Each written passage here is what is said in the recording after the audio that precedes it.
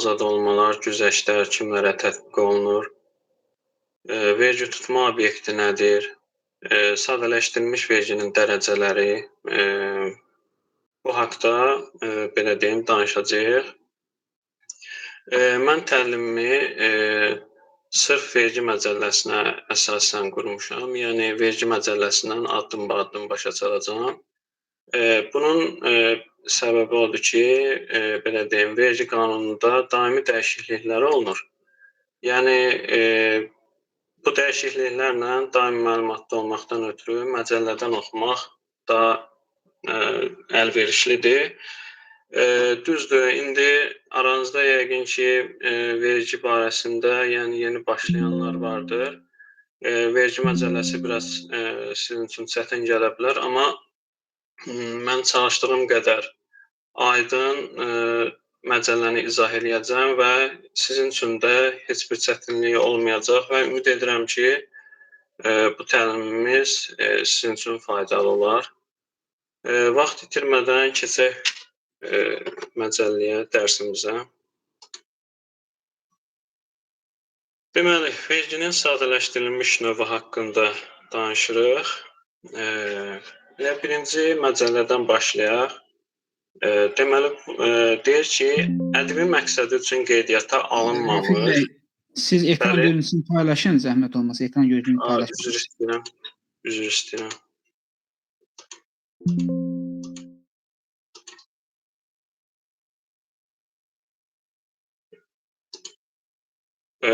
Ekranı hamı görür? Bəli. Aha. Deməli, başlayaq təlimimizə. Ədəbi məqsədi üçün qeydiyyata alınmamış və ardıcıl 12 aylıq dövrün istənilən ayında vergi tutulan əməliyyatların həcmi 200.000 manat və ondan az olan şəxslər sadələşdirilmiş vergi ödəyicisi sayılırlar. Yəni, burada iki dənə fikir verəcəyimiz məqam var. Ədəbi məqsədi üçün qeydiyyata alınmamış, yəni ədəbi məqsədi üçün ədəbi ödəyiciləri sadələşdirilmiş vergi ödəyicisi ola bilmirlər. Burada da məcəllədə də deyildiyi kimi, ədəbi məqsədləri üçün qeydiyyata alınmamış və ikinci məqam, ardıcıl 12 aylıq dövrün istənilən aylarında vergi tutulan əməliyyatların həcmi 200.000 manat və ondan az olan şəxslər. Baxın, burada fikir verəcəyimiz məqam vergi tutulan əməliyyatların həcmi. Bilirik ki, Azərbaycanda yəni bəzi əməliyyatlar var ki, satışlar var ki, yəni vergidən azaddır. Yəni bu 200 minlik dövriyyə vergi tutulan belə deyim, əməliyyatların azad əməliyyatlar bunlara aid deyil. Ancaq vergi tutulan əməliyyatlardır. Bunu misal üzərindən mən izah eləməyə çalışacağam sizə. Deməli, bu birinci misalda adi qaydada, yəni sadələşdirilmiş vergiyə düşən əməliyyatdır. Baxın, hüquqi şəxs yaratmadan sahibkarlıq fəaliyyətini həyata keçirən fiziki şəxs ədəbi məqsədi üçün qeydiyyata alınmamışdır və ardıcıl 12 aylıq dövr ərzində vergi tutulan əməliyyatların həcmi 150.000 manat təşkil etmişdir. Baxın, ədəbi məqsədi üçün qeydiyyata alınmayıb, ardıcıl 12 aylıq dövrün əməliyyatı 150.000 təşkil edir. Yəni, burada adi qaydada 150.000-in 2%-ni tapırıq. Bilirik ki, sadələşdirilmiş vergi 2%-dir. Normal, yəni belə deyim. 150.000-in 2%-ni tapırıq və vergi öhdəliyimizi yerinə yetiririk. Sonra ikinci misal deyim, baxın, am müəssisəsi kənd təsərrüfatı məhsullarının istehsalı və satışı fəaliyyəti ilə yanaşı, ərzaq məhsullarının pərakəndə satışı fəaliyyəti ilə də məşğul olur. 2020-ci ildə müəssisə 80.000 manat məbləğində özünün istehsal etdiyi kənd təsərrüfatı məhsulu 160.000 manat dəyərində isə ərzaq məhsulları təqdim etmişdir. Baxın, kənd təsərrüfatı məhsullarına süddür, yumurtadır. Yəni, belə kənd təsərrüfatının istehsalı və satışı ilə məşğul oluruq. Həm də ərzaq, məsəl üçün, adi belə deyim, çaydır, qənddir.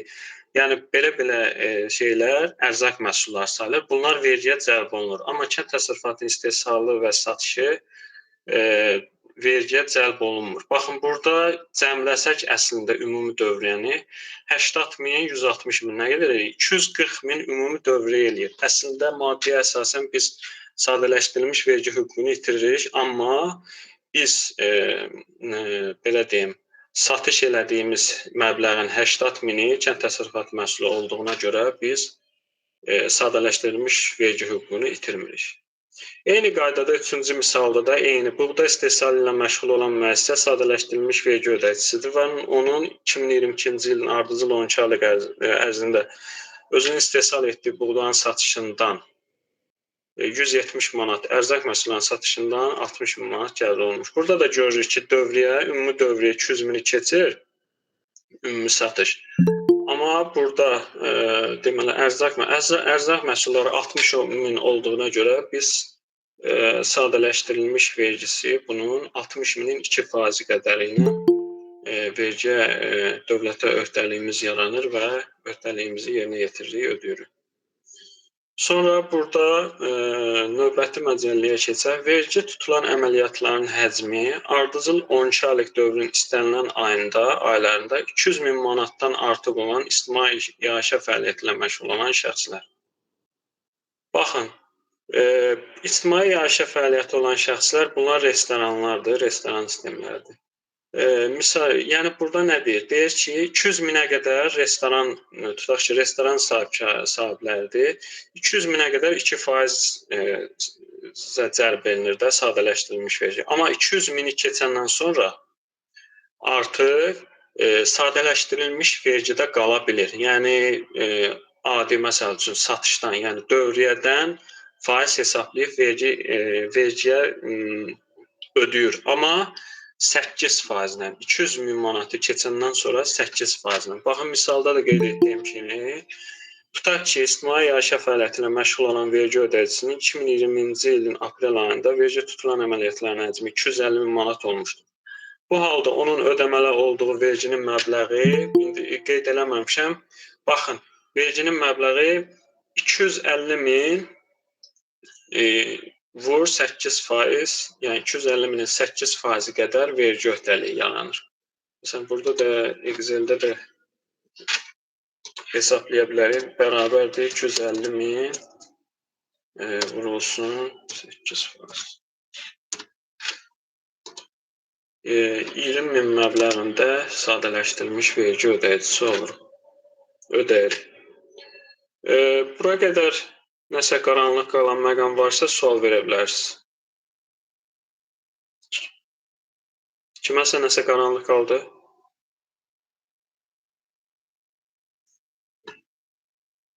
Aha, deməli, keçək digər maddəyə.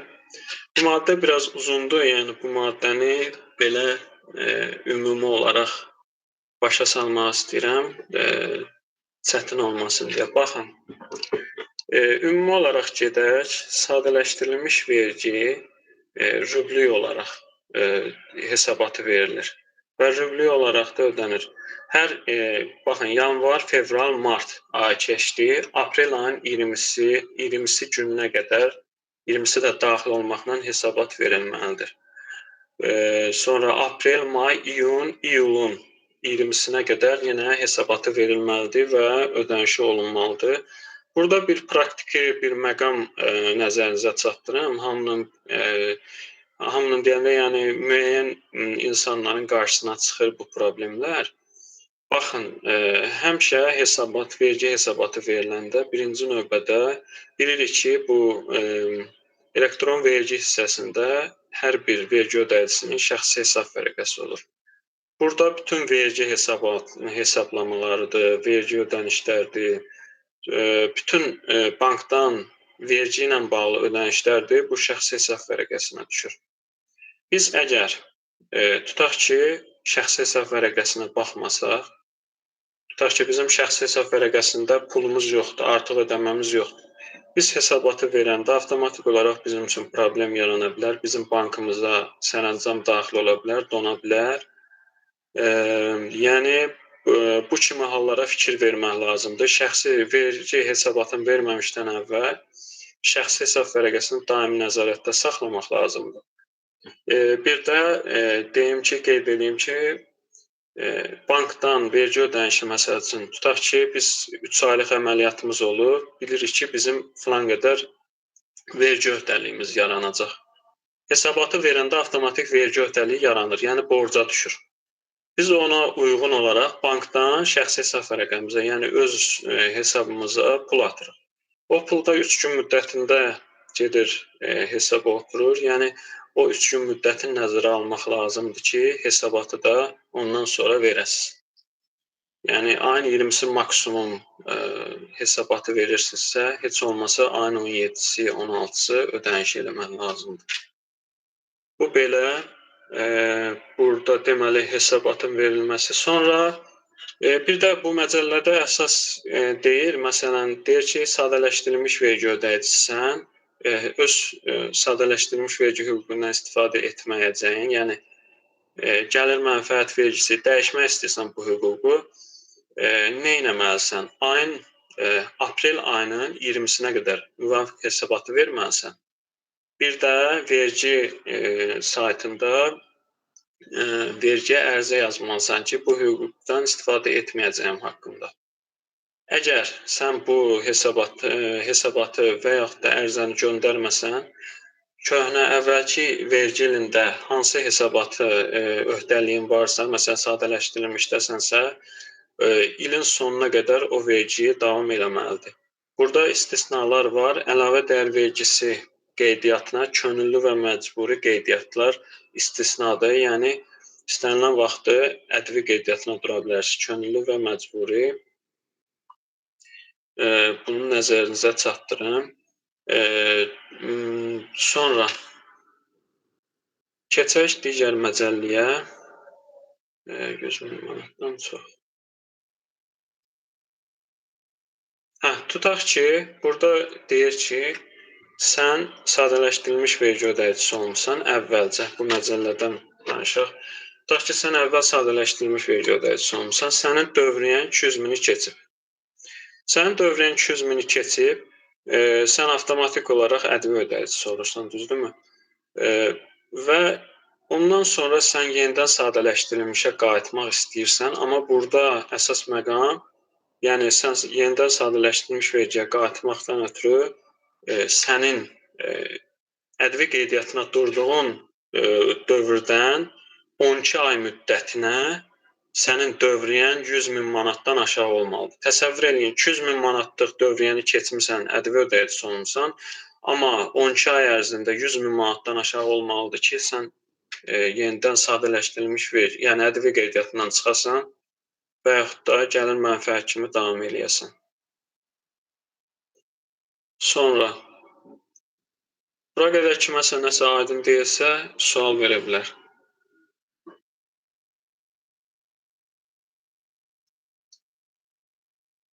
Sonra keçək növbəti maddələrə. Deməli, bu məcəllənin müddəalarına əsasən deyir ki, şəxslər ancaq sadələşdirilmiş vergi ödəyiciləri olurlar. Bunlar kimlərdir? Baxın, deyir burada, bu maddədə deyir ki, bunlara kimlər aiddir? Baxın, maddəsinin müddəalarını nəzərə alınmaqla mülkiyyətində və ya istifadəsində olan avtonəqliyyat vasitələri beynəlxalq sərnişin daşıma, yəni bu kargolardır falandır, onlar çıxmaq şərti ilə, məsələn, rayonlar arası avtobuslardır, sonra taksi fəaliyyəti göstərənlərdir. Bunlar ancaq sadələşdirilmiş vergi ödəyicisi olurlar. Sonra idman mərc-ünlərinin operatoru və idman mərc-ünlərinin satıcıları, habelə lotereya təşkilatçıları və lotereya biletlərinin satıcıları.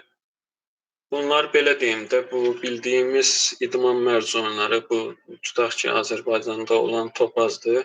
Məsələn, onun satıcıları, bir də operatorları var ki, satıcılar, yəni belə deyim də, bu əhaliyə təqdim edənlərdir. Bir də onların operatorları, yəni ən belə idarə edənlər də belə deyim. Bunlar 6 və 4% sadələşdirilmiş vergi ödəyici olurlar. 6% operatorlar, 4% satıcıları. Mülkiyyətində olan yaşayış və qeyri-yaşayış sahələrinin təqdim edilməsini həyata keçirən fiziki şəxslər, bəli, bu mülkiyyətində olan yaşayış, yəni evlər, binalardır, evlərdir, yəni qeyri-yaşayışda bu mağazalar falan. Burada bəzi istisnalar var, indi o istisnaları qarşımıza çıxacaq məcəllədə nəzərinizə çatdıracağam. Bunlar da sadələşdirilmiş vergi ödəyicilər. Deməli, fəaliyyəti zamanı işçi cəlb edən fiziki şəxslər istisna olmaqla bu məcəllənin 210-cu maddəsinin nəzərdə tutulan fəaliyyət növləri ilə fərqli qaydada məşğul olan fiziki şəxslər. Bunlar kimlərdir? Bunlar məsələn usta fəaliyyətidir, sonra nə bilim toyda tamadalardır, dərzidir, bu kimi fəaliyyət göstərən, amma işçi cəlb etməyən fiziki şəxslərdən söhbət gedir. Yəni özü fəaliyyət göstərir. Bunlar sadələşdirilmiş vergi ödəyicisi olurlar. Mülkiyyətində olan torpaq sahələrinin, bu da eyni qaydada yaşayış, qeyri-yaşayış mülkiyyətində torpaq sahələrinin təqdim edilməsi. Bunlar sadələşdirilmiş vergi ödəyicisi olurlar. Bir də aşağıda göstərilən şəxslər sadələşdirilmiş vergi ödəyicisi olmaq hüququ yoxdur. Aksesli və məcburi nişanlanma ilə nişanlanmalı olan mallar istehsal edən şəxslər. Bunlar aksesli, bunlar spirtli içkilərdir, siqaretlərdir. Burada əsas nüansa fikir vermək lazımdır. Baxın, məcəllədə dəqiq yazılır. Yəni malların istehsal edən şəxslər. Yəni alıb satan yox, istehsal edən şəxslər. Məsələn, mən market sahibiyəm, sadələşdirilmiş vergi ödəyicisiyəm. Yəni spirtli içki sataram, yəni yenə də sadələşdirilmiş vergi ödəyicisində qalıram, yəni dəyişmirəm. Ancaq bunların istehsal edən şəxslər sadələşdirilmiş vergi ödəyicisi olunurlar. Sonra kredit təşkilatlarıdır, sığorta bazarının peşəkar iştirakçılarıdır, investisiya fondları, bu fondların idarəçiləri, qiymətli kağız bazarında lisenzləşdirilən şəxslər nomborlar. Baxın, bunlar belə deyim də biraz uzun oldu, amma burada məntiq nədir? Yəni sadələşdirilmiş vergi odur ki, yəni sadə dövriyyədən, bildiyin məsəl üçün mal alırsan, satırsan, o dövriyyədən faiz hesablanır. O faizi ödəyirsən dövlətə sadələşdirilmiş vergi kimi. Amma baxın, kredit təşkilatlarda, sığorta bazarının, bunlar dövriyyəsi ümumiyyətlə sadə dövriyyə deyil. Məsəl üçün, onlar kredit verirlər, kreditdən faiz gəlir, faiz hesablanır. Bu, belə deyim də, sadə bir dövriyyə deyil, belə deyim ki, ona görə bunlar məntiqlə, yəni yadda saxlaya bilərsiniz ki, bunlar sadələşdirilmiş vergi ödəyicisi ola bilmirlər. Burada bir dənə istisna var, deyir ki, 218.5.2, 218.5.10 maddələrinin müddəalarında icbari sığorta müqavilələri üzrə xidmət göstərən sığorta agentlərinə tətbiq edilmir. Bu sığorta agentləri bilirsiniz kimlərdir? Məsələn, tutaq ki, atəşkəs sığortadır. Mən adıma vön açdırmışam. Atəşkəs sığorta ilə müqavilə bağlayıram. İşçisi kimi yox da, belə deyim, müqavilə bağlayıram. Fəaliyyət göstərirəm sığorta işi ilə bağlı. Və atəşkəs sığortadan mən faiz alıram. Mən sadələşdirilmiş vergi ödəyicisi kimi qalıram. Sonra qeyri-dövlət pensiya fondları. Bu qeyri-dövlət pensiya fondları dövlət olmayan pensiya fondudur. Yəni belə deyim, məsələn mən ora fonda pensiya kimi ödəniş eləyirəm. Yəni o fonda yığılır. İndi o fonddan nəsə belə deyim də dövr olunur, pul istifadə olunur. Vaxtı çatanda məsələn mən istəsəm o pulu tam götürə bilərəm, sonra istəsəm bölük götürə bilərəm, faizimi götürürəm. Yəni bu qeyri-dövlət pensiya fondları da sadələşdirilmiş vergi ola bilmirlər. Sonra əmlakın icarə verilməsinə və royaltidən əldə edilən gəlirlər. Baxın, məsəl üçün bir dənə bir şey nəzərinizə çatdırım. Məsəl üçün mən mal alışı ilə məşğulam və həm də əmlakım var, icarəyə verirəm. Məsələn, mal alışı ilə satışı ilə 200.000 keçmirsə, bilirsiniz ki, bu sadələşdirilmiş vergi ödəyicisidir. Amma mən həm də əmlak icarəyə verirəmsə, oradan da mənə gəlir də, belə deyim. Mən o gəliri ondan, yəni ona qata bilmərəm. Çünki mal alışı satışı sadələşdirilmişə aid olur. Məsələn, əmlak icarəyə vermişəm 2000 manat ayda. İldə eləyir məsələn 2400 manat. 2400 manatın vergisinin belə deyim də sadələşdirilmiş vergiyə düşmür, 20%-ni hesablayıram. Yəni bunun çoxu ayrı hesablanır. Yəni bunu deyin biləsiniz. Yəni onu cəmləyib siz vergisini hesablaya bilmərsiniz. Bir də royaltidən əldə edilən gəlir. Bu royalti müəlliflik hüququ da, yəni məsələn tutaq ki, kimsə nəsə bir nəsə bir yaradır, icad eləyir. Yəni mən ondan istifadə eləyirəmsə, ona royalty ödəyirəm. Bu gəlirlər, yəni royaltydən gəlirlər sadələşdirilmiş vergi ola bilmir. Sonra müvafiq icra hakimiyyəti orqanı tərəfindən müəyyən edilmiş təbii inhisar subyektləri. Bunlar təbii inhisar subyektləri bilirsiniz, bir nəfərin belə deyim əlində cəmlənən, yəni baxın, tutaq ki, məsələn, Azərishiqdir, Azərqazdır. Yəni bunlar bir müəssisənin əlində cəmlənir də, yəni işıq bir müəssisədən hesablanır, yəni. Bunlar sadələşdirilmiş vergi ödəyicisi ola bilmirlər. Sonra mülkiyyətində olan əsas vəsaitlərin ilin əvvəlinə qalıq dəyəri 1 milyon manatdan artıq olan şəxslər. Yəqin ki, bilirsiniz, bu əsas vəsaitlərin qalıq dəyəri olur. İldən ilə xərc hesablanır, ildən ilə azalır da. Bu haqda məlumatınız var.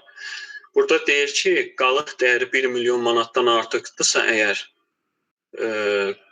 siz sadələşdirilmiş vergi ola bilmirsiniz. Amma burada bir istisna var. Bu istisnanı misal üzərindən göstərim sizə. Baxın, ardıcıl 12 aylıq dövr ərzində vergi tutulan əməliyyatların həcmi 180 min manat təşkil edən və ictimai yaşa fəaliyyətlə məşğul olan müəssisənin mülkiyyətində olan əsas vəsait ilin əvvəlinə qalıq dəyəri 1 milyon 200 min manatdır. Yenə də ictimai iaşə fəaliyyəti, yəni restoran fəaliyyəti ilə məşğul olan şəxs əsas vəsait ilin əvvəlinə qalıq dəyəri 1 milyonu keçsə belə, yenə də sadələşdirilmişdə qala bilir. Qalır yəni.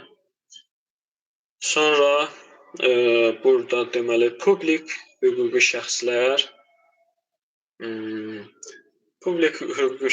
bunlar dövlət olmayan, belə deyim də, dövlətin nəzdində olan şəxslərdir. Məsələn, asan xidmətdir, dim deyən. Bunlar sadələşdirilmiş vergi ödəyicisi olmurlar. Sonra rüb ərzində işçilərinin sayı orta 10 nəfərdən çox olan istehsal fəaliyyətlə həyata keçirən şəxslər. Yəni, mən istehsal fəaliyyəti ilə məşğulam, işçinin sayı 10 nəfərdən çoxdursa, avtomatikman sadələşdirilmiş vergi hüququnu itirir. Yəni, bunun fikrini nəzərə almaq lazımdır. Sonra burada ən maraqlı hissəsi sadələşdirilmiş vergidə. Baxın, topdan satış ticarət fəaliyyəti qaydasında malların təqdim edilməsini həyata keçirən şəxslər. Bir ümumi olaraq bilmək istəyirəm, ümumi bir sual vermək istəyirəm sizlərə. Yəni, kim deyər, topdan satışla pərakəndə satışın fərqi nədir ümumiyyətlə? Kim cavab verə bilər buna?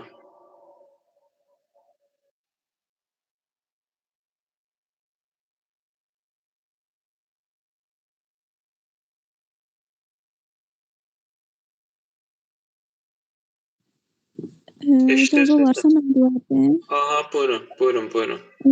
Topdan satış, pərakəndə satış fərqi odur ki, pərakəndə satış malların tək-tək satılmasıdır da. Aha, bəs topdan nə deməlisən? Topdan satış, məsələn, biz B2B satış eləyə bilərik, bir müəssisəyə sata bilərik, hər hansı bir malı topdan, belə deyim də, aptavoy deyə bilərik, məsələn.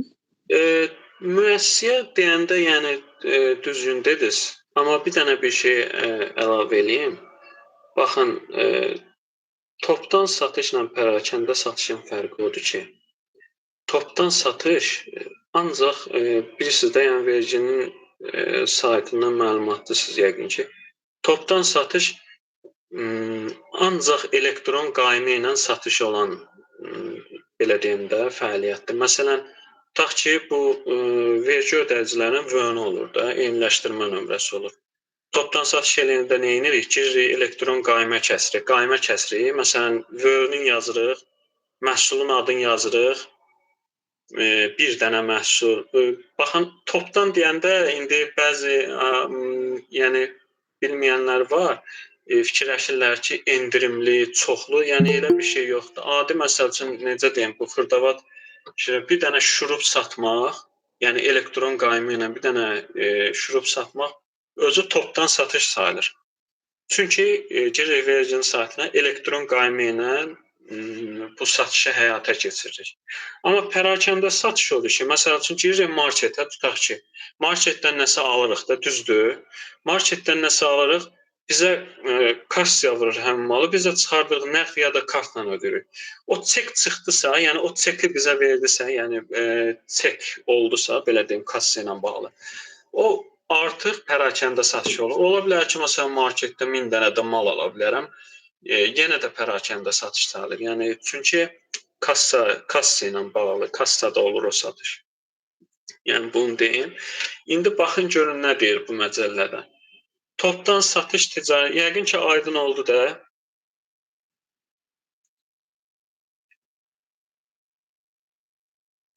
Davam eləyək.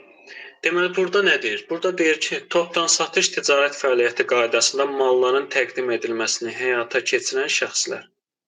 Yəni, mən ancaq elektron qaymə keçirəmsə, məsəl üçün, qarşı tərəfə mal satanda girirəm verginin saytından elektron qaymə keçirim.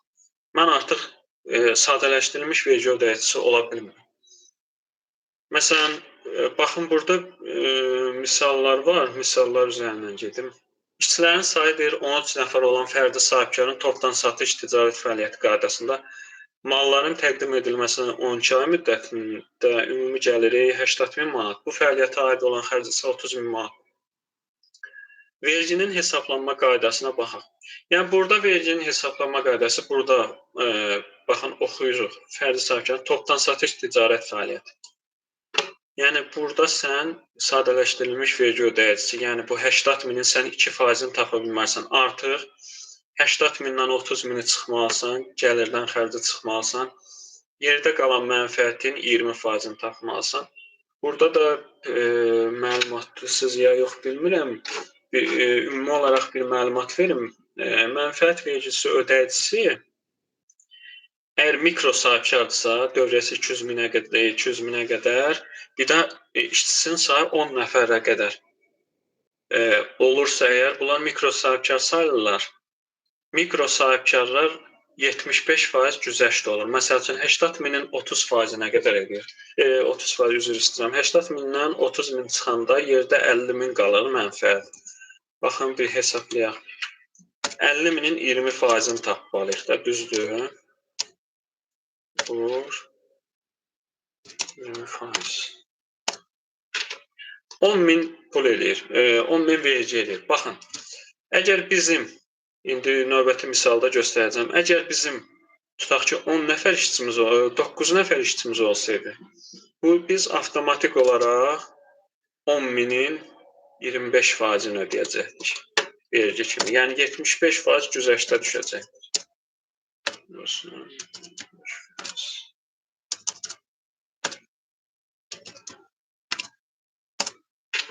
2500 manat bizim vergi. Amma indi hal-hazırda biz həm topdan satışla məşğul oluruq, həm də 13 nəfərdən çox da işçimiz deyə biz 10.000 manat gəlir vergisi ödəyəcəyik. Sonra vergi ödəyicisi kimi çoxda olmayan şəxslərə nəzərdən şəxslər. Burada əhaliyə. Baxın, burada belə deyim. Deyir ki, çoxda olmayan şəxslərə, bu da eyni qaydadadır, eyni məcəllədir. Vergi ödəyicisi kimi vergi orqanında çoxda olmayan şəxslərə, əhaliyə görülən işlərdən və xidmətlərdən başqa. Bu, yəni dediyim kimi, məsələn, mən vətəndaşam, əhaliyəm də, gedirəm marketə girirəm, oradan nəsə alıram. Artıq mən pərakəndə alış elədim də, düzdür? O mənə pərakəndə satış elədi də, daha doğrusu.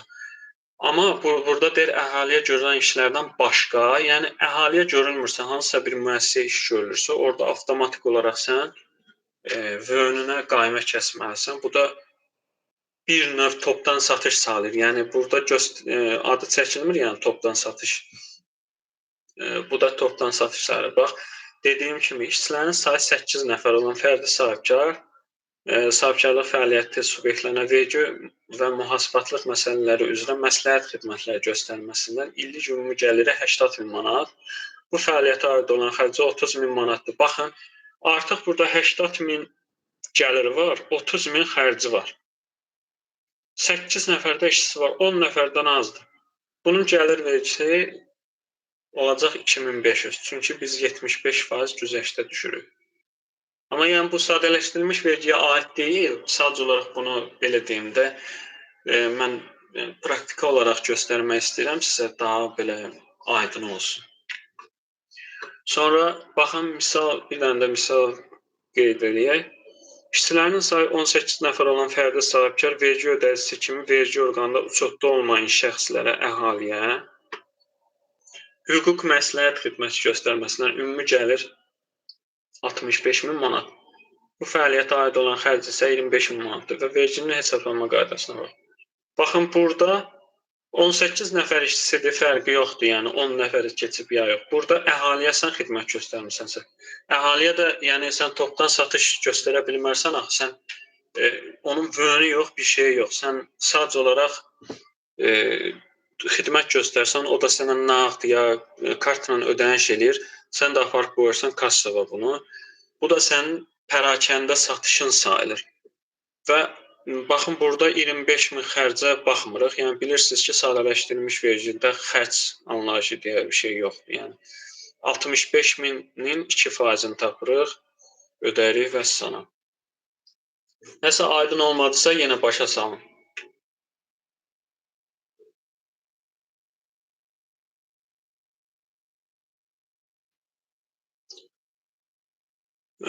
Deməli, keçən növbəti məcəlləmizə, maddəmizə.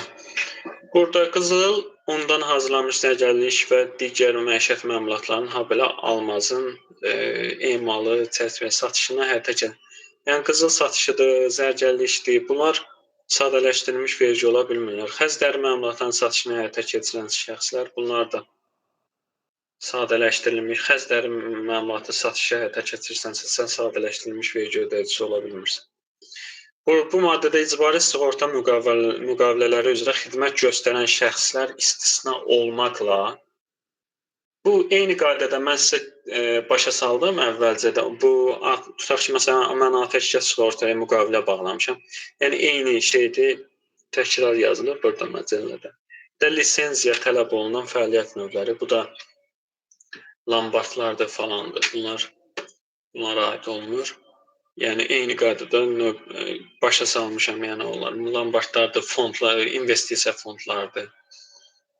Sonra deyir, aşağıdakı hallarda sadələşdirilmiş vergi metodunu tətbiq etmək hüququ saxlanılır. Yəni bu bilirsiniz nə deməkdir? Bu o deməkdir ki, müəyyən istisnalar var. O istisnalardan sonra, yəni sadələşdirilmiş vergi kimi davam eləyə bilərik. Burada bu məcəllə uzundur, belə başa düşülən dil də başa salın. Baxın, bu ən maraqlı məqamdır, ən çox sual verilən məqamlardan biridir. Deməli, burada deyir ki, bax, mən həm topdan satışla məşğul oluram, həm pərakəndə satışla məşğul oluram. Deyir ki, sən sadələşdirilmişdə qala bilərsən. Amma sənin ümumi satışın həm topdan, həm pərakəndə faiz çıxartmalısan.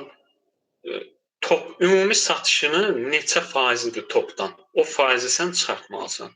O faiz 30%-dən çox deyilsə, sən sadələşdirilmiş vergi ödəyicisində qala bilərsən. Bunu misal üzərindən başa salmaq istəyirəm. Deməli, vergi ödəyicisi olan 30%-dən çoxdursa nə olacaq? Onu da deyərdi, zəhmət olmasa. 30%-dən çoxdursa artıq biz belə deyim də gəlir mənfəət vergisi ödəyicisi oluruq. Aydındır, çox sağ olun. Aha. Deməli, vergi ödəyicisi olan fərdi sahibkar ona məxsus olan mağazadan pərakəndə ticarət fəaliyyəti qaydasında ərzaq mallarının satışı ilə məşğul olur. Fərdi sahibkarın 2021-ci ilin 1-ci rübündə ticarət əməliyyatlarının ümumi həcmi 50.000 manat, Elektron qayma faktura ilə rəsmiləşdirilmiş əməliyyatların həcmi 12.000 manat olmuşdur. Belə olan halda fərdi sahibkar fəaliyyəti sadələşdirilmiş vergi ödəyicisi kimi davam edə bilərmi? Baxın, bizim ümumi satışımız nə qədərdir? 50.000. Topdan satış, yəni elektron qayma faktura ilə rəsmiləşdirilmiş topdan satış fəaliyyətimiz 12.000 manat. Biz bunu hesablayaq. Baxın necə hesablanır. Deməli,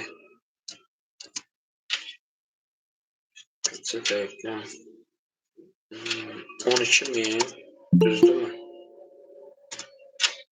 50.000 də ümumi məbləğ. Sonra bunu 100-ə vururam.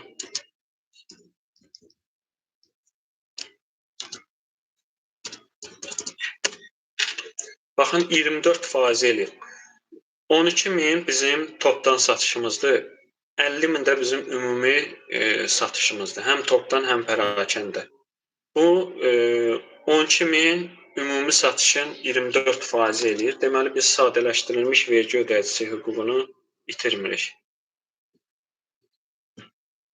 Bu da eyni qaydada, eyni məsələdir bu maddədə. Yəni, əhaliyə xidmət göstərilirsə,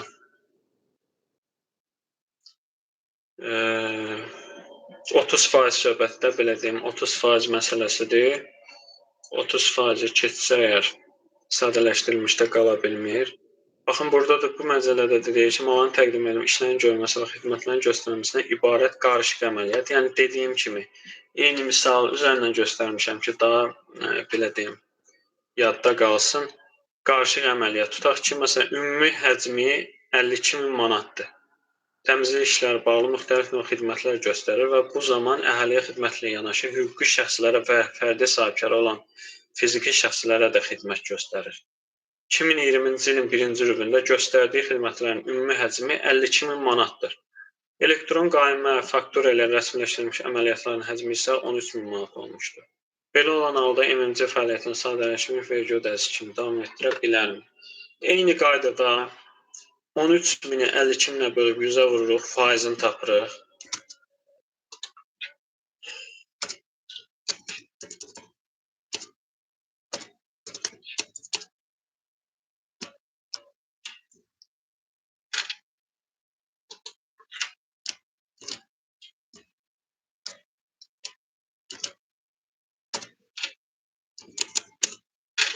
Burada da 25% eləyir. Yəni, biz sadələşdirilmiş vergi hüququnu itirmirik. Sonra keçən növbəti deyir, burada da deyir ki, yəni bu əgər sən bu tələblər yerinə yetirilmədikdə, deyir, növbəti rübdən sonraki ayın 1-dən bu sadələşdirilmiş vergi ləğv olunur, yəni. Sonra keçər növbəti maddə, sadələşmiş vergidən azad olmalar və güzəştlər. Kimlər azadlıqdılar, yəni burada? Kənd təsərrüfatı məhsulunun istehsalçısı tərəfindən özlərinin istehsal etdikləri kənd təsərrüfatı məhsullarının satışından əldə edilmiş hasilatın həcmi. Yəni, kənd təsərrüfatı məhsulu istehsal edən şəxslər satışı, yəni sadələşdirilmiş vergi ödəyicisi ümumiyyətlə vergidən azaddır. Çünki bunun səbəbi kənd təsərrüfatı inkişafı üçün, yəni vergi tətbiq olunmur. Bunu da qeyd edeyim. Tutaq ki, bir dənə misal üzərindən gedək. Sadələşdirilmiş vergi ödəyicisi olan hüquqi şəxs quşçuluq məhsullarının istehsal fəaliyyəti ilə məşğul olur. 2018-ci ildə hüquqi şəxs 70.000 manat məbləğində quşçuluq fəaliyyəti ilə əldə etdiyi məhsulu təqdim etmişdir. Təqdim olunan məhsulun 40.000 manatı diri şəkildə quş, 30.000 manat isə quşların kəsilib konservləşdirilərək satışından olmuşdur. Baxın, kəsilirsə, konserv olunursa, bu kənd təsərrüfatının istehsalı satışı sayılmır. Burada deməli 40.000 vergidən azaddır. Çünki kənd təsərrüfatı diri quşlardır. Yəni bunlar azad olur. 30.000 manat isə vergi sadələşdirilmiş vergiyə cəlb olunur. Sonra belə bir maddə var. Qanunla müəyyən edilmiş hallarda dövlət büdcəsinə olan vergi borclarının silinməsindən əldə olunan gəlir. Yəni burada müəyyən səbəblər ola bilər. Dövlət büdcəsinə mənim vergi borcum ola bilər. Məsələn, malım yana bilər, vergi silinə bilər, yəni. Belə bir şeylər, belə bir hallar ola bilər. Yəni silinməsindən əldə olunan belə deyim də, o silinirsə, yəni o mənim gəlirim sayılır. O da ki, vergiyə cəlb olunmur, yəni. Sonra bu məcəllə ilə müəyyən olmuş qaydada gəlirlərin və xərclərin sotuna aparan bir dəqiqə üzr istəyirəm.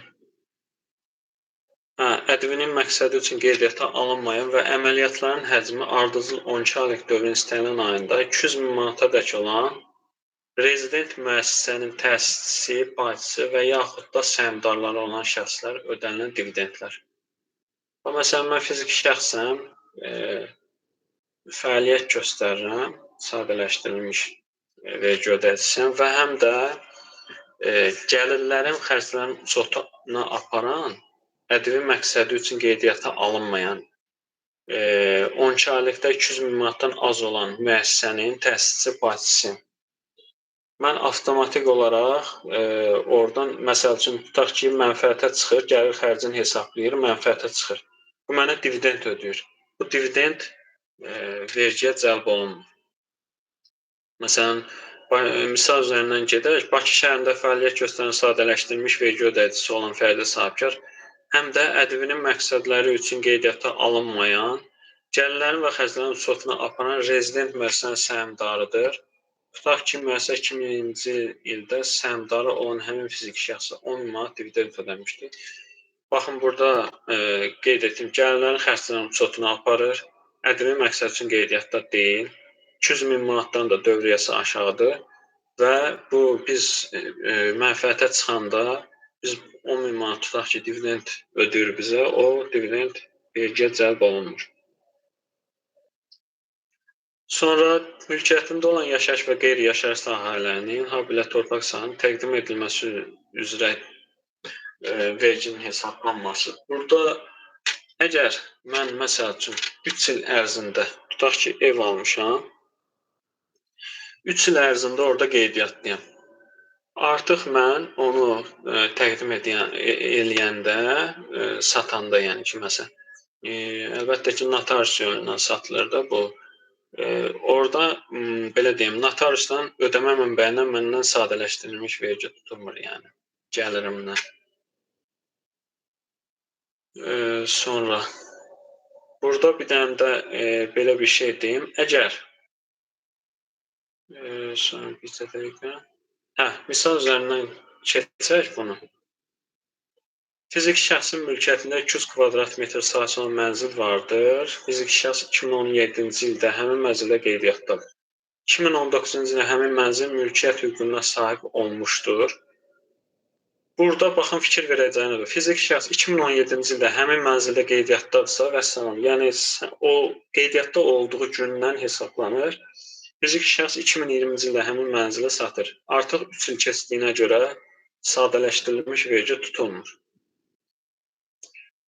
Sonra baxın, belə bir nüans olsa əgər, tutaq ki, Bakı şəhəri Nərimanov rayonunda fiziki şəxsin bir təqvim il ərzində yaşayış yeri üzrə qeydiyyata olduğu 70 kvadrat metr sahəsi olan yaşayış evi sökülmüşdür. Bir il yaşayıb orada, 70 kvadrat metr evi var, o sökülüb, onun sökülmüş yerdə 120 kvadrat buna yeni binada ev veriblər. Baxın, burada indi 70 kvadrat əvvəlkidir, bu yenisi 120-də artıq veriblər. Fiziki şəxs yeni mənzildə 2 təqvim il ərzində yaşayış yeri üzrə qeydiyyatda olduğundan sonra həmin mənzili təqdim etmişdir. Bu halda sadələşdirilmiş verginin hesablanması qaydasına baxaq. Baxın, burada 3 il keçdiyinə görə 70 kvadrat təmiz vergidən azad olur. 70 kvadratı çıxdır. Yerdə qalır 50 kvadrat. Bu məcəllədə də deyilir ki, Əgər məsələn bina sökülürsə, tutaq ki, sənə artıq, yəni yeni binadan artıq kvadrat ev verilirsə, həmin o köhnəki kvadratın 20% qədəri ilə yenə vergiden azad olunursan. Baxın, burada misalda da göstərmişəm. Baxın, 70 kvadratı vurur 20%, 14%-ni tapır. Həmin bu azad olanlara baxın, 70% plus həmin onun 20%, 14 manat, 14 kvadratı, elə də 84. Ondan artıq çıxırıq biz 120 kvadratı. Ondan yox, 120-dən daha doğrusu bunu çıxırıq ki, yerdə qaldı bizim 36 kvadratımız. Deməli, bizim 84 kvadratımız vergiden azad. Sonra bir də belə deyim, əgər yaşayış yeri təqdim olunursa, yaşayış yeri ümumi kvadratın 30% qədər vergiden azad olur. Bizdə nə qədər qalmışdı? Bu 3 təqvim ilinə aiddir də, yəni bunu deyim biləsiniz, yəni bu 3 təqvim ili yaşayıb deyə, yəni eyni binada sökülüb keçsə də belə, yəni 1 il buradan yaşayıb, 2 il buradan yaşayıb deyə bunun hesablama qaydası budur. 36 mindən yerdə qalır 36 kvadrat. 36 kvadratdan çıxırıq 30 kvadratdan, vururuq 15 manata. Hər kvadratına görə 15 manat düşür. Bir də burada əmsallar var. İndi növbəti məcəllədə mən onu qeyd edəcəm. Nərimanov rayonu məsəl üçün zonaya düşür. İndi o zonaları mən qeyd edəcəm. Onun da əmsalı 3-dür. Yəni deməli 36-dan 30 kvadrat çıxırıq. Yerdə qalanı vururuq 15 manata hər kvadratına. Onu da vururuq 3-ə 270 manat pul ödəməm. Bu aydındır sizə?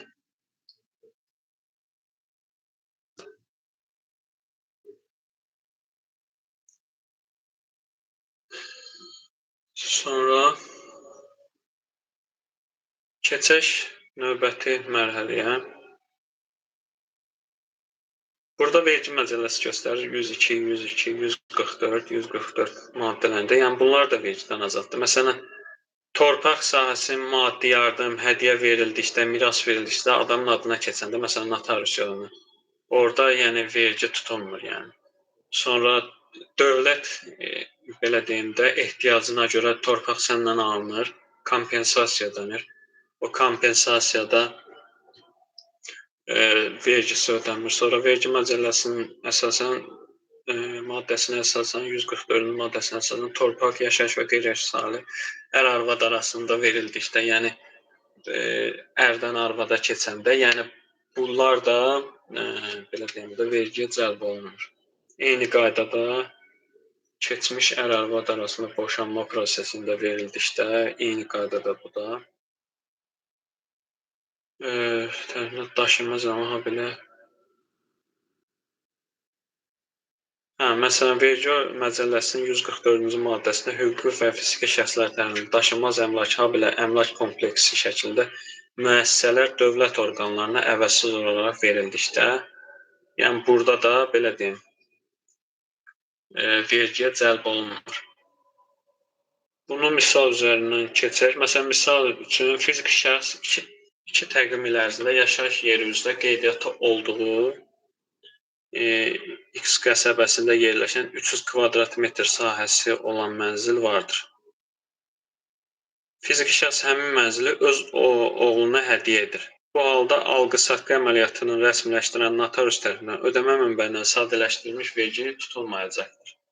Çünki vergi məcəlləsi maddəsinə əsasən hədiyyə, maddi yardım, miras vergi ödəyicilərinin ailə üzvləri alındığı halda onun tam dəyəri vergidən azaddır. Sonra növbəti misalda fiziki şəxs xüsusi mülkiyyətində olan 530 kvadrat ticarət obyektini qardaşına hədiyyə etmişdir. Bu halda qardaş da, yəni ailə üzvündən sayıldığına görə, yəni burada bu da vergiyə cəlb olunmayan əməliyyat sayılır. Sonra baxın növbəti misalımıza keçək. Tutaq ki, Bakı şəhərində fiziki şəxsin mülkiyyətində 550 kvadrat metr torpaq sahəsi var. fiziki şəxsin həmin torpağa dövlət ehtiyacı üçün alınıb və dəyəri kompensasiya kimi ödənmişdir. Bu halda alqı-satqı əməliyyatından rəsmiləşdirilən notarius tərəfindən ödəmə mənbəyindən sadələşdirilmiş vergi tutulmayacaqdır. Bu da, yəni məcəllə ilə tənzimlənir ki, bu məcəlləyə əsasən kompensasiya vergiyə cəlb olunmur. Sonra baxaq, növbəti misala baxaq. Bir də burada fiziki şəxs xüsusi mülkiyyətində olan yaşayış sahələrinin dediyim kimi, yuxarıda qeyd elədim, 30 kvadrat metrədək olan hissəsi, yəni yaşayış sahəsinin 30 kvadrat metrə olan hissəsi vergidən azaddır. Məsələn, Həsənov Məhəmməd İçərişəhər metro stansiyasının zona 1-dir. Bu zonaları əslində bu PMS imtahanlarında da, ümumiyyətlə imtahanlarda zonalar, məsələn, İçərişəhərin hansı zonaya aid olduğunu qeyd olunur ki, yəni bu hansı zonadır, yəni bunu əzbərləməyə ehtiyac yoxdur. Yaxınlığında yerləşən və sahəsi 90 kvadrat metr olan mənzildə 2 təqvim il ərzində yaşayış yeri üzrə qeydiyyatdadır. Həmin mənzilin satışı zamanı sadələşdirilmiş vergi məbləği aşağıdakı kimi. Baxın, 90 kvadrat ümumi yaşayış sahəsidir, təqdim edirəm. Amma bu 2 təqvim ildir də, yəni bildiyimiz kimi 3 ildən tez satılır. Yəni 3 ildən keçirsə, yəni o vergidən azad olur. 90 kvadrat metrdən 30 kvadrat metrə çıxırıq ki, azad olmanı çıxırıq. Yerdə qalan məbləği hər kvadratın 15 manata vurulur. Və zona 1-in də əmsalı 4-dür. Yəni o qayda olaraq qeyd olunur ki, məsələn, zona 1 neçədir, zona 2 neçədir. Yəni zona 1-in əmsalı da 4-dür. Baxın, 90 kvadratdan çıxırıq 30 kvadrat, 60, onu 15-ə vururuq, onu da 4-ə vururuq, yəni 3600 manat vergi ödənməlidir. Sonra Naxçıvan şəhərində sahəsi 75 kvadrat olan mənzildə 2 təqvim il ərzində yaşayış üzrə qeydiyyatdadır. Həmin mənzilin satış zamanı sadələşdirilmiş vergi məbləği aşağıdakı kimi hesablanır. Eyni qaydada 75 kvadrat metrdən 30 kvadrat metrə çıxırıq, azad olunan kvadratı 15-ə vururuq və Naxçıvanın əmsalı 1,2. İndi göstərəcəm əmsalları sizə. Ki, yəni əmsallar hansı zonanın əmsalı hansıdır, hansı şəhərin əmsalı hansıdır. Ümumi 800-ün. Bu 3 təqvim il ərzində bu da eyni məcəllədir, yəni təkrar kimi gedirik. Sonra keçən növbəti. Lotereya biletlərinin satıcısı ilə bağlanmış müqavilə əsasında, qanun tapşırığı əsasında lotereya biletlərinin bütün mərhələlərində agent qaydasında satışın həyata keçirilməsi üzrə göstərilən xidmətlərdən əldə olunan gəlir. Bunlar lotereya biletlərinin satıcıları deyil, bunlar sadəcə olaraq agentlərdir. Məsələn, mən bir mağazayam, tutaq ki, Azər lotereyada gətirir, məsələn, lotereyanı verir mənə. Mən satıram, o yəni o lotereyanın üstünə mən nəsə qoymuram da, yəni ancaq o satış edirəm, oradan faiz götürürəm. O faizdir vergiyə cəlb olunmayan. Sonra media subyektlərdir. Bunlar onlayn medialardır, sonra qəzetlərdir. Bunlar vergiyə cəlb olunmur. Bir də yeni məcəllədə yeni maddədir bu. Pərakəndə satış qaydasında malların satışına həyata keçirilməsi üzrə ticarət fəaliyyəti, ictimai iaşə fəaliyyətlə məşğul olan sadələşdirilmiş vergi ödəyici tərəfindən büdcəyə ödənilməli olan verginin məbləği baxın, Respublika qanunları ilə müəyyən edilmiş postterminal vasitəsilə nasıl qaydada aparılan ödənişin ümumi hasilatının xüsusi çəkisinə. Baxın, burada belə deyim də, kartla ödənişləri çoxaltmaqdan ötürü əslində bunu edirlər. Yəni, əgər mən postterminal, mənim ümumi satışım həm nağd, həm nağdsız olur. Nağd olur ki, məsəl üçün, nağd pul gəlir. Bir də var nağdsız, kartla ödəniş. Əgər mənim ümumi xüsusi çəki hesablanır, əgər mənim, belə deyim də, nə qədərdirsə, mənim kartla olan satışım, onun 25% qədərinin ümumi vergim azalır. Sonra alınmır. Sonra keçək vergi tutma obyekti barəsində danışaq. Vergi tutma obyekti nədir? Vergi tutma obyekti, yəni belə deyim də, vergi tutma obyekti mənim vergi nəyə əsasən hesablanır? Vergi tutma obyekti belə deyim də, aydın şəkildə belə deyim, budur. Yəni vergi ona əsasən, məsələn mən mal satış edirəm. Satışıma əsasən nə qədər satışım olub, ona əsasən vergi hesablanır. Vergi tutma obyekti budur. Mənim yəni belə deyim də gəlirimdir, yəni. Baxın, A müəssisəsi malı satıcısıdır, B müəssisəsi də komissiya. Məsələn, A və B müəssisəsi sadələşdirilmiş vergi ödəyiciləridir. Hesab edək ki, 2015-ci il 2-ci rübə ərzində A müəssisəsi 1000 manat məbləğində mal satılmış və B müəssisəsi 150 manat məbləğində komissiya haqqı almışdır. Baxın, B müəssisəsi A müəssisəsinin malını satır, ondan 150 manat komissiya alır. Baxın, 1000 manat da burada vergi tutma obyekti olur. Çünki A müəssisəsi də 1000 manatın vergisini ödəyir. B müəssisəsi də 150 manat faiz götürür oradan. B müəssisəsi də 150 manatın vergisini ödəyir, 2% sadələşdirilmiş. Sonra baxın, burada A və B müəssisələr sadələşdirilmiş vergi ödəyicisidir. A müəssisəsi B müəssisəsinə əsas vəsaiti əvəzsiz olaraq təqdim etmişdir. Bu halda müəssisələrdə sadələşdirilmiş vergi tutma obyektinin necə olacağına baxaq. Burada məsəl üçün A və B müəssisəsi, A müəssisəsi B müəssisəsinə əsas vəsaiti əvəzsiz verirsə, burada vergi tutma obyekti B müəssisəsi olur. Çünki belə deyim də, satışdan kənar gəlir kimi bu sayılır. Yəni bir növ, yəni B müəssisəsinə bir gəlir kimi gəlir. Burada vergi tutma obyekti sadəcə olaraq əvəzsiz gəldiyinə görə B müəssisəsi olur. Ki, yəni vergi tutma obyekti B müəssisəsinə aid olur. Sonra burada vergi tutma obyekti nəzərdə tutulmuş vergi ödəyicinin mülkiyyətində və istifadəsində olan avtonəqliyyat vasitələri vergi tutma. Bu bilirsiniz də nədir? Bu avtobuslardır, taksilər, taksi fəaliyyətinə məşğul olanlardır. Bunlar vergi tutma obyekti avtonəqliyyat vasitələri sayılır. Sonra yaşayış, qeyri-yaşayış sahələrinin, binaların təqdim edilməsi. Burada yaşayış və qeyri-yaşayış sahələri vergi tutma obyekti sayılır. Yəni bir sözlə deyim, ümumi olaraq, yəni vergi nəyə əsasən hesablanır? Yəni vergi tutma obyekti belə loru dildə desək odur. Torpaq sahələrinin təqdim edilməsidir. Sonra idman mərc-zonlarının operatoru üçün idman mərc-zonlarının biletlərinin satışından əldə edilmiş vəsait. İdman mərc-zonlarının satıcısı üçün idman mərc-zonlarının operatorunun ona verdiyi haqq, mükafat.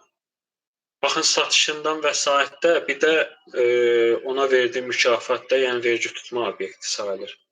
Lotereyalarda eyni qaydada, yəni lotereya biletlərinin satışından əldə edilmiş vəsaitlər, biletlərin satıcısı üçün isə lotereya təşkilatçının ona verdiyi haqq. Yəni biri var təşkilatçı, biri var satıcısı. Yəni ikisi də sadələşdirilmiş vergi obyekti sayılır. Sonra keçən növbəti mərhələyə. Deməli, sadələşdirilmiş vergi ödəyən hüquqi şəxs ədvinin mənfəət vergisi fiziki şəxsin isə gəlir vergisinin ədvinin ödəyicisi deyil. Yəni bu ümumi məlumatdır. Bu məcəllədə deyir ki, yəni sadələşdirilmiş vergi ödəyən şəxs ədvinin ödəyicisi deyil. Keçək sadələşdirilmiş verginin dərəcələrinə, əsas hissələrinə nə cür hesablanır? Sadələşdirilmiş vergi bildiyimiz kimi mal alışı satışı ilə məşğul olsa, tutaq ki, mal satışı ilə məşğul olsa, satışdan gəlir, yəni 2%, indi o dediyim kimi istisnaları çıxmaq şərti ilə 2% hesablanır. Məsələn, Bakı şəhərində fəaliyyət göstərən sadələşdirilmiş vergi ödəyicisi olan şəxsin sentyabr ayı ərzində ümumi hasilatın məbləği 3000 manat təşkil etmişdir. Onun ödəməli olduğu vergi 3000 manatın 2%. 3000 manatın 2% bizim vergi öhdəliyimiz sayılır. Sonra burada 8% deyir. Yəni 8% dediyimiz kimi, yuxarıda da qeyd elədiyimiz kimi ictimai məişət fəaliyyəti ilə məşğul olan, məsələn 200 mini keçirsə dövrəsi, restoran fəaliyyəti ilə məşğuldur. 200 mini keçirsə bu sadələşdirilmiş vergi ödəyicisi olur, amma 8% ilə hesablanır. Məsələn 215 min manat olmuşdur. 215 min manatın 8%-ni hesablayıb dövlətə ödəyirik sadələşdirilmiş vergi kimi. Sonra belə.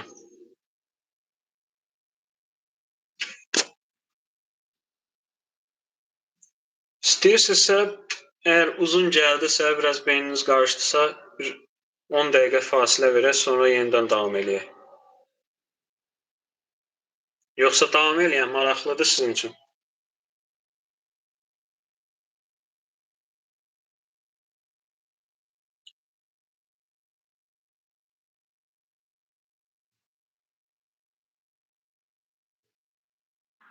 Davam edək müəllim. Aha, davam eləyək. Sonra keçək yenə faizə. Deməli, avtomobil nəqliyyat vasitələri ilə sərnişin daşımalarını həyata keçirən vergi ödəyiciləri üçün sadələşdirilmiş vergi aşağıdakı kimi müəyyən edilmişdir. Burada baxın, bu avtobuslardır, sərnişin daşımalar. Yəni məsələn, avtobusların oturacağın sayına görə hesablanır. Bir oturacaq 1,8-dir vergi məbləği. Taksidə amma 9 manatdır sabit. İndi bu barədə deyəcəm, yəni nə cür hesablanmasında misallar üzərindən gedəcəyik.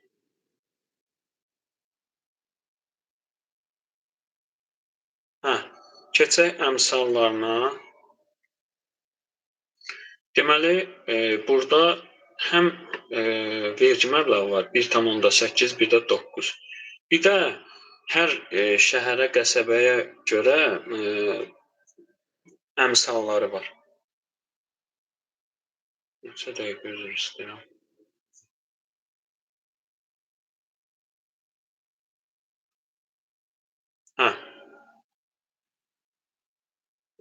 Bakı şəhərində, Bakı şəhəri ilə ölkənin digər yaşayış məntəqələri arasında əmsal 2-dir.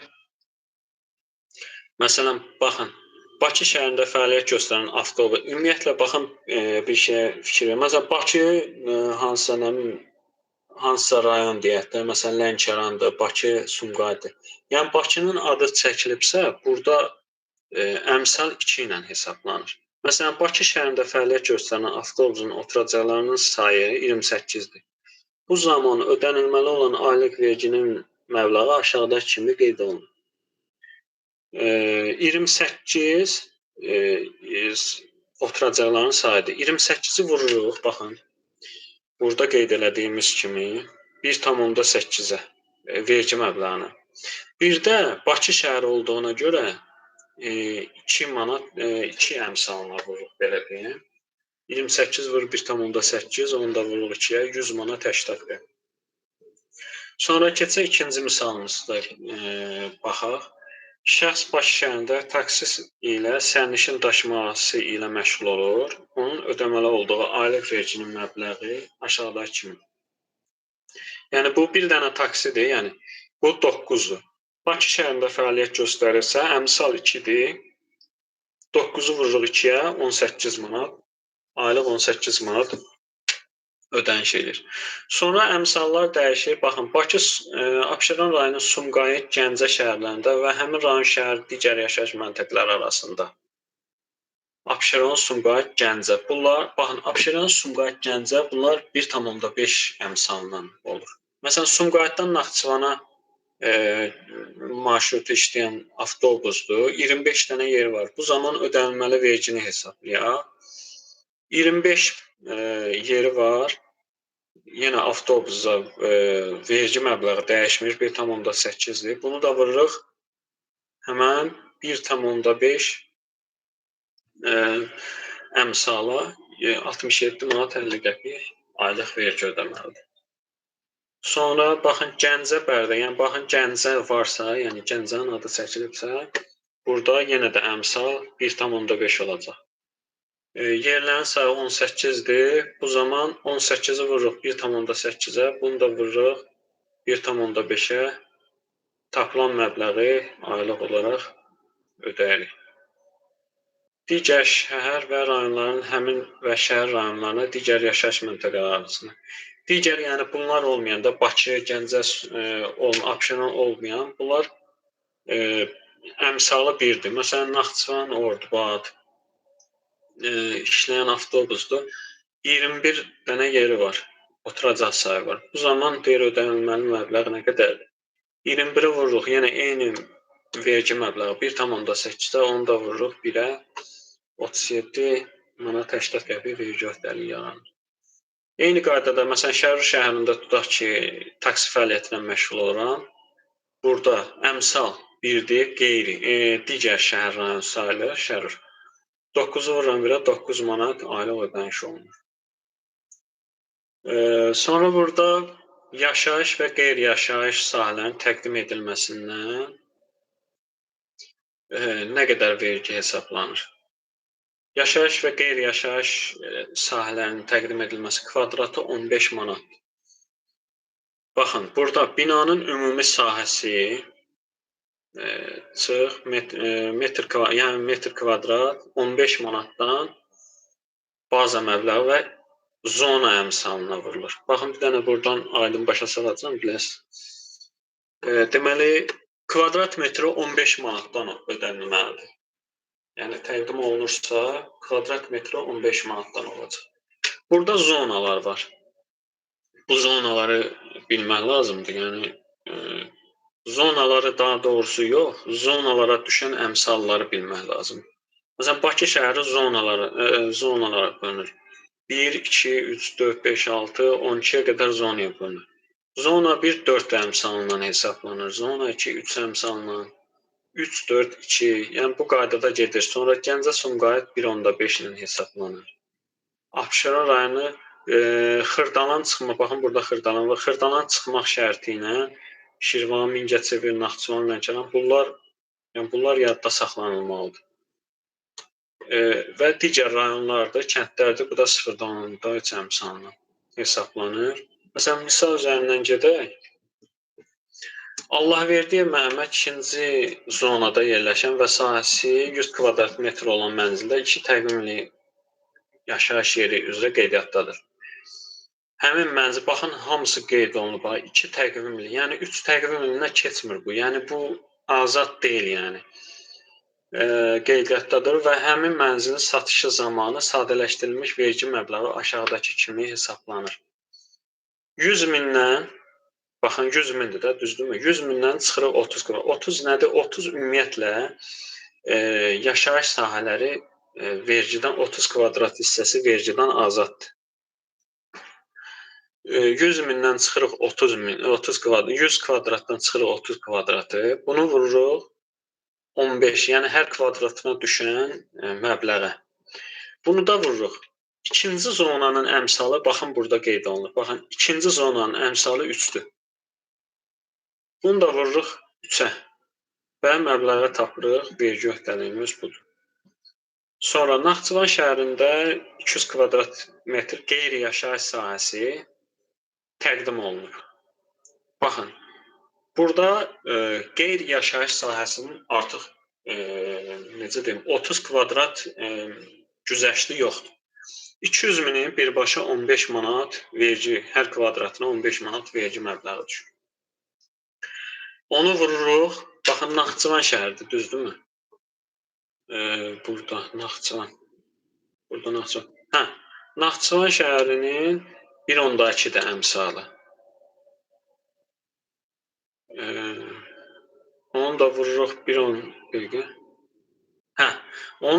1,2 zona əmsalına. Bir də qeyri-yaşayış sahəsinə görə 1.5 əmsalı var.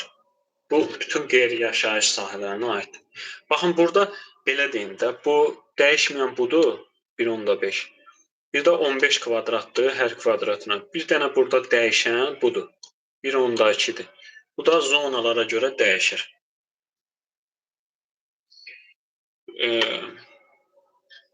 Sonra burada torpaq sahələrinin təqdim edilməsi barəsində də var. Kənd təsərrüfatı təyinatlı torpaqlara görə sadələşdirilmiş vergi hesablanarkən bu maddə ilə müəyyən olmuş torpaq sahəsinin yerləşdiyi ərazi üzrə zona əmsalları tətbiq olunmur.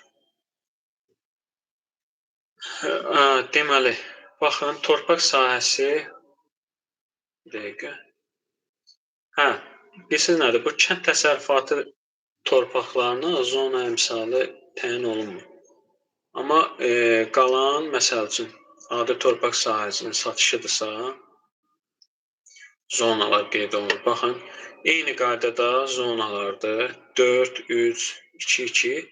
Amma hər kvadratına 0.5 manat ödənilir. Məsələn, tutaq ki, Naxçıvan şəhərində fiziki şəxsin mülkiyyətində sahəsi 500 kvadrat metr olan yaşayış fondu üçün nəzərdə tutulan torpaq sahəsi vardır. Baxın, burada qeyd olunur. Diqqətlə fikir verin. Yaşayış fondu üçün nəzərdə tutulan torpaq sahəsi vardır. Həmin torpaq sahəsi təqdim edildiyi zaman alqı-satqı əməliyyatları rəsmiləşdirən notarius tərəfindən ödəmə mənbəyindən tutulan sadələşdirilmiş vergini tapar. Baxın, burada 500 kvadratdır. Bunun hər kvadratına 0.5 manat düşür. Onu da bu haradır? Naxçıvandır. Naxçıvanda da zona əmsalı 1.2-dir. Zona əmsalı 1.2-dir. 1.2-yə vurulur və salam 300 kvadrat tapılır. Sonra burada bir də yüksəldici əmsallar var. Bu barədə danışım. Məsələn, çirkli torpaqlar, yəni məsələn mən sənaye ilə məşğul oluram. Torpaq çirklənir də, düzdürmü? Bu tullantılı, çirkli torpaqlardır. Mən bunu təqdim eləyəndə burada yüksəldici əmsallar olur.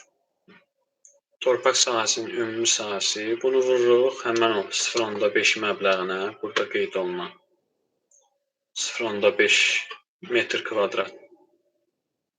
Sonra burada manat, zona əmsalına, bir də yüksəldici əmsalına vururuq. Məsəl üçün, bax, tutaq ki, Kəngərli rayonun fiziki şəxsin mülkiyyətində sahəsi 1200 metr kvadrat olan sənaye təyinatlı torpaq sahəsi var. Həmin torpaq sahəsi təqdim edildiyi zaman alqı-satqı əməliyyatlarını rəsmiləşdirən notarius tərəfindən ödəmə mənbəyindən tutulan vergi. Baxın, 1200 kvadratdır. Bunu vururuq hər kvadratına düşən məbləğə. Sonra bu nədir? Bu digər zona olduğuna görə digər. Bu əmsalı 0.3-dür. Sonra bir də digərin yüksəldici əmsalı 1.1-dir. Baxın, 1200 vururuq 0.5-ə, zona əmsalına vururuq, bir də yüksəldici əmsalına. Yəni bu çirkli torpaqdır, yəni bunu yüksəldici əmsal ona görə qoyurlar ki, yəni torpaq çirklənməsin də, belə deyim. Sonra hesablanır. Kənd təsərrüfatı təyin üzrə sadələşdirilmiş vergi məcəllələrinin maddəsinə uyğun hesablanmış torpaq vergisinin 2 misli məbləğində hesablanır. Kənd təsərrüfatında fərqlidir sadəcə olaraq. Məsələn, bu, bilirsiniz, torpaqlar, yəni sırf yaşayış məqsədi üçün torpaqlardan söhbət gedir də. İndi sənayeni çıxdıq, yaşayışdır. Amma bu, kənd təsərrüfatı torpağında fərqli olur hesablama, yəni aşağı olur. Baxın, torpağın ümumi sahəsi şərti ballar, sonra 0.06-ya vurulur. Baxın, bunu misal üzərindən başa salım, daha aydın olsun. Tutaq ki, Babək rayonunun fiziki şəxsi mülkiyyətində bir kateqoriya aid olan 2 hektar kənd təsərrüfatı təyinatlı torpaq sahəsi vardır. Həmin torpaq sahəsi təqdim edildiyi zaman alqı-satqı əməliyyatlarını rəsmiləşdirən notarius tərəfindən vergini hesablayaq. Burada bir dənə bir şey deyim. Burada bu kateqoriya ki yazılıb, bu kateqoriya fərqli olur. Məsəl üçün, Babək rayonunun mülki hansı kateqoriyaya düşür, məbləği nə qədərdir? Yəni əslində o misallarda, məsələlərdə yəni qeyd olunur ki, nə qədərdir kateqoriyası. Məsələn 2 hektardır, 53-dür. Bunun vergi məbləği baxın, şərti balı 0,06-dır. Bunun da vergi məbləği 2%-dir belə deyim. 2% deyəndə 2-dir. Yəni bu əkin-biçin sahəsi olan torpaqlarda vergi daha azdır belə deyim. Bax fikir verin 12 manat 72 qəpikdir. 2 hektara görə daha az ödənir də, yəni yaşayış yerinə baxanda. Sonra burada da eyni qaydada burada yenə zona əmsallar göstərilib bu məcəllədə. Bu təkrar yaşayış qeyri-yaşayış sahəsinin zona əmsalıdır. 4-dür, 3-dür. Bunu yuxarıda qeyd eləmişəm. Gəncə, Sumqayıt, Xırdalan şəhərində sadələşdirilmiş verginin məbləğinə 1.5 əmsaldır. Sonra Naxçıvandır, Mingəçevirdir, Naftalandır 1.2 əmsaldır. Bunlar yuxarıda qeyd elədiyim cədvəldə hamısı qeyd olunur. Sadəcə olaraq məcəllədə ayrı-ayrılıqda bunlar qeyd olunur. Sonra burada nələri çatdırmaq gördüm. Sonra burada lotereya təşkilatçılarının tərəfindən lotereya biletlərinin satışında əldə edilmiş vəsaitdən 6% dərəcəsi ilə lotereya biletlərinin satıcısı tərəfindən isə lotereya təşkilatçısının ona verdiyi haqdan, mükafatdan 4% dərəcə ilə sadələşdirilmiş vergi hesablanır. Yəni biri var ki, operatorlardır, yəni belə deyim də, topazın özü olsun. Bunlar 6%. Biri də var ki, məsələn, onu təqdim edən şəxslər, satıcılar, yəni 4% vergi ödəyir. Eyni qaydada idman mərc-oyunları operatorları. Yəni baxın burada misal üzərindən qeyd olunub. İdman mərc-oyunu operatoru idman mərc-oyunlarının biletin satışından 40.000 manat vəsait əldə etdi. İdman mərc-oyunlarının operatoru idman mərc-oyunlarının satıcısına həyata keçirdiyi satışa görə 1000 manat haqq əldə edilmiş. Bu halda sadələşdirilmiş vergi məbləği necə olacaq? 40.000-in 6%, 1000-in də 4%. Sonra burada sadələşdirilmiş vergi üzrə sabit məbləğlər var. Məsələn, aylıq sabit məbləğlər ödənir. Toylarda, şənliklərdə, digər tədbirlərdə aparıcılıq, çalğıçılıq, rəqqaslıq, aşıqlıq, bu kimi fəaliyyətlər 20 manat. Fərdi foto, audio, video xidmətləri sahəsində fəaliyyət 15 manat, çəkməçi, pinəkçi 5 manat.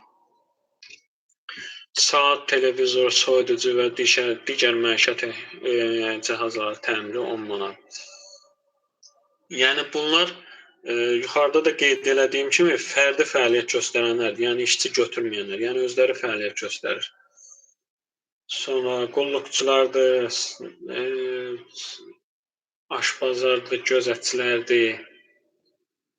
Bunlar 10 manatdır. Nəqqaşlar, emalatxananın fəaliyyəti 20 manatdır. Yəni bunları stabildir. Yəni bunları baxıb əzbərləmək lazımdır. Bərbər fəaliyyəti də 15 manat, dərzi fəaliyyəti ilə məşğul olan 10 manat, baytarlıq 20 manat. Bu məcəllənin keçən hesablama qaydalarına baxaq. Deməli, bu məcəllənin 220-10-cu maddədə nəzərdə tutulmuş fəaliyyət növləri ilə məşğul olan fiziki şəxslər üçün aylıq verginin məbləği aşağıdakı əmsallarla hesablanır. Bakı şəhərinin kənd qəsəbəyə daxil olmaqda 2. Gəncə, Sumqayıt, Xırdalan 1.5. Abşeron rayonunun qəsəbə və kəndləri 1. Xırdalan istisna olmaqla. Sonra burada Naxçıvan var, Mingəçevir rayon, Lənkəran var. Bunlar 1 əmsalına. Digər rayonlar isə 0.5. Baxın, burada deyir Naxçıvan şəhərində şənliklərdə aparıcılıqla məşğul olan fiziki şəxsin aylıq sabit vergi məbləği hesablayaq. 20 baxın. Deməli, şənlik nə qədər idi? Baxdıq biz də, burada qeyd elədik. Daşənli 20-dir, düzdürmü? 20 əmsalı, amma Naxçıvanda əmsal neçədir? 1-dir. 1, bir də 1 aydır da, aylıq ödürük, 20 manat eləyir. Sonra Naxçıvan şəhərində soyuducu və digər məişət cihazlarının təmiri ilə məşğul olan 3 aylığın hesablayanda soyuducu təmiri falan 10 manatdır.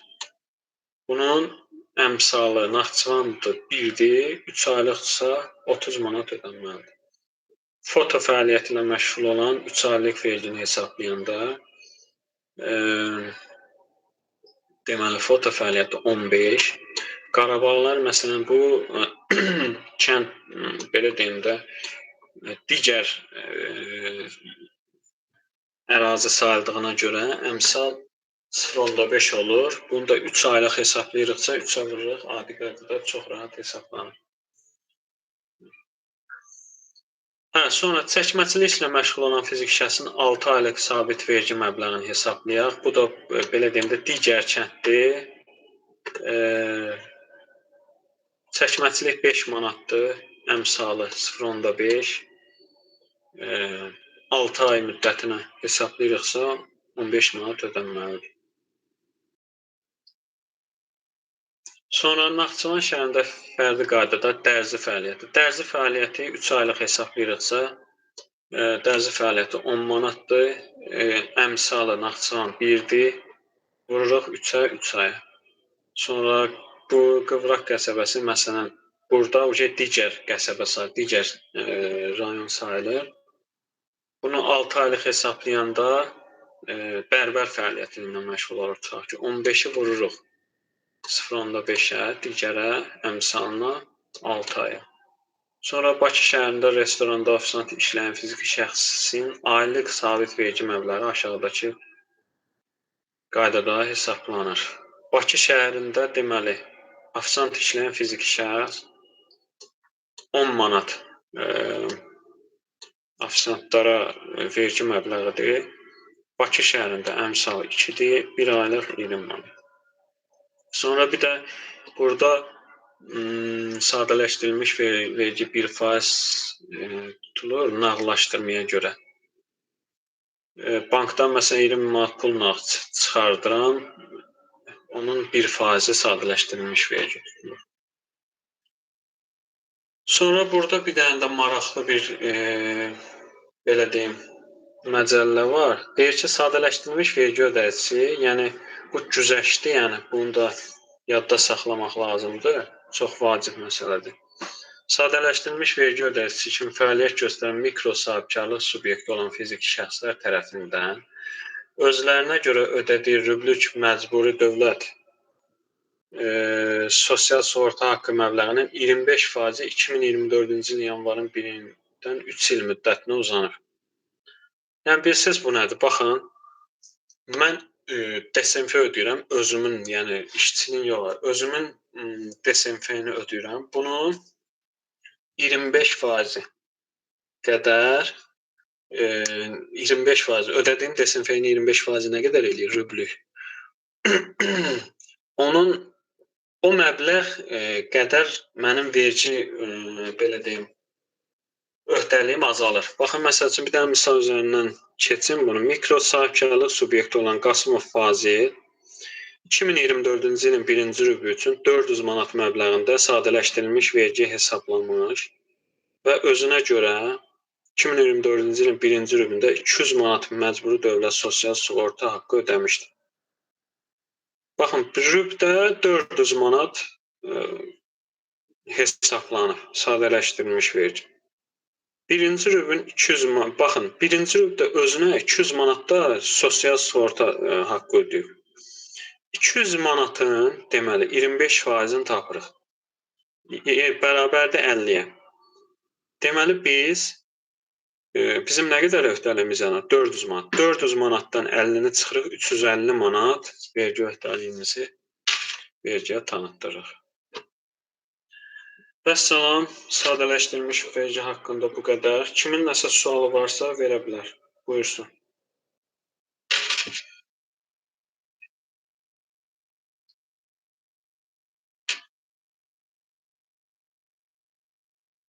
Çox sağ olun, hər şey aydındır. Çox sağ olun, təşəkkür edirəm. Bu recordinqə də baxarsınız. İnşallah ki, nəsə aydın olmasa, müraciət eləyə bilərsiniz kursa. Yəni məmnuniyyətlə cavablandırarıq, köməklik göstərərik. Başqa da indi bu dəqiqə nəsə. Buyurun, buyurun. Salam, axşamınız xeyir olsun. Salam, axşamınız xeyir, buyurun. Təşəkkür edirəm webinar üçün. Həqiqətən çox faydalı, gözəl bilgilər əldə Çox sağ olun. elədik. Sizdən bir məlumat alacaqdım. Bu sadələşdirilmiş vergi ödəyicilərində hüquqi şəxslərdə. Mən sadəcə bu mikro sahibkarlar üçün, yəni mikro hüquqi şəxslər deyirəm, sadələşdirilmiş vergi ödəyicisi olan hüquqi şəxslər. Onlar ilkin olaraq fiziki şəxslərdəki kimi hesabat verirlər, eləmi? Mikro sahibkarlıq subyekti olan sadələşdirilmiş vergi ödəyiciləri. Ancaq hüquqi şəxs. Yox, fərqi yoxdur. Adi qaydada, yəni hesabat verilir. Bəs hansı halda onlar mənfəət vergisinə və yaxud da ƏDV vergisinə cəlb olunur? ƏDV-ni bildim, ancaq mənfəəti soruşurdum. ƏDV 200.000-i keçərsə onlar keçir. Baxın, indi burada bir dənə bir şey nəzərinizə çatdırıram. Maddənin ən birincisində də dedim. Baxın, maddədə nə deyir? Ən başda baxın, elə maddəyə bir də qayıdım. Bəli, o hissə məndə aydın olmadı deyə təkrar soruşmaq istədim. Problem deyil. Bölmək istəmədim. Baxın, burada nə deyir? Deyir ki, ƏDV məqsədləri üçün qeydiyyata alınmamış və ardıcıl 12 aylıq dövrün istənilən ayında vergi tutulan əməliyyatların həcmi 200.000 manat və ondan az olan şəxs. Yəni, sən ƏDV ödəyicisi qeydiyyatına düşürsənsə, avtomatik olaraq sadələşdirilmiş vergi hüququnu itirirsən, mənfəət vergisi ödəyicisi olursan. Yəni, bilirsiniz bu nədir? Baxın, adi bir dənə misal deyim. Tutaq ki, mən praktiki bir misaldır. Yəni, mənim üçün də şəxsən maraqlı olub bu. Baxın, tutaq ki, məsələn, nəyə görə hamı ƏDV ödəyicisi, belə deyim də, ƏDV ödəyicisi, qeydiyyatda olan şəxs, əslində ƏDV-ni o ödəmir də. ƏDV-ni kim ödəyir? ƏDV-ni ödəyir son istehlakçı, yəni alıb kim istifadə eləyirsə, məhsulu alıb kim istifadə eləyirsə, ƏDV-ni ödəmiş olan odur. Sən sadəcə olaraq ödədiyin pulu əvəzləşdirirsən və salam. İndi məsəl üçün fikirləşərsiniz ki, sual yaranar ki, onda bəs niyə məsəl üçün mən ƏDV ödəyicisindən qaçım ki, bəzi şirkətlər var ki, məsəl üçün onun üçün plusdur da, məsəl üçün adi bir vətəndaş kimi giririk hansısa marketə, deyirik ki, bu filan market ƏDV çeki verir. Yəni ora tələbat daha çox olur. Necə ki, məsəl üçün KFC, sonra McDonald's ƏDV qeydiyyatına keçdi, ƏDV çekləri verdi. Yəni eyni məsələ. Çünki bilirsiniz nəyə görə hamı keçə bilmir? Çünki ƏDV qeydiyyatına keçən adamlar, şəxslər də belə deyim, onlar avtomatik olaraq sadələşdirilmiş vergidən məhrum olurlar. Məsələn, mən tutaq ki, 150.000 dövriyyəm var, 150.000 deməyək də, 200.000-i keçmişəm məsələn. Mən ƏDV qeydiyyatına düşməliyəm avtomatik, düzdürmü? İndi mən, baxın, ƏDV qeydiyyatına düşmüşəm, amma artıq 2% hüququnu itirirəm. Mən artıq 20% ödəməliyəm. Başa düşdünüz, yəni? Bəli. Yəni, nəsə aydın olmadısa, yenə də başa sala bilərəm, hansısa bir nüansı, yəni ola bilər də. Çox sağ olun.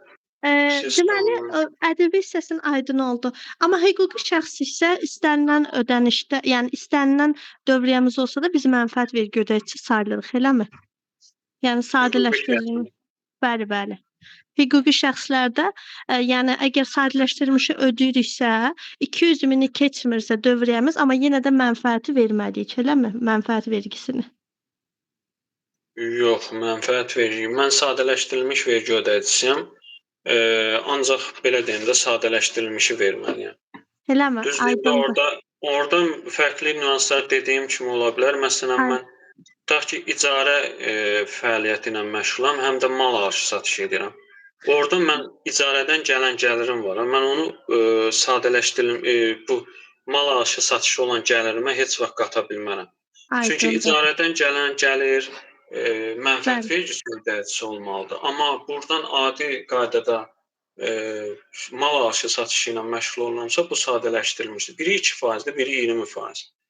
Aydındır, bəli. Başa düşdüm. Aha. Çox sağ olun, var olun. Təşəkkür Sağ edirəm. olun, buyurun, buyurun.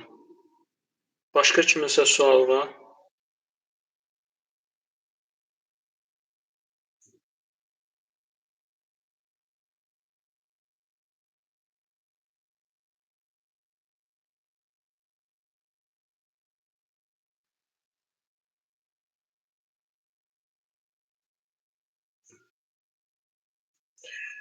Kiminsə sualı yoxdursa, vebinarımızı, təlimimizi başa çatdıraq.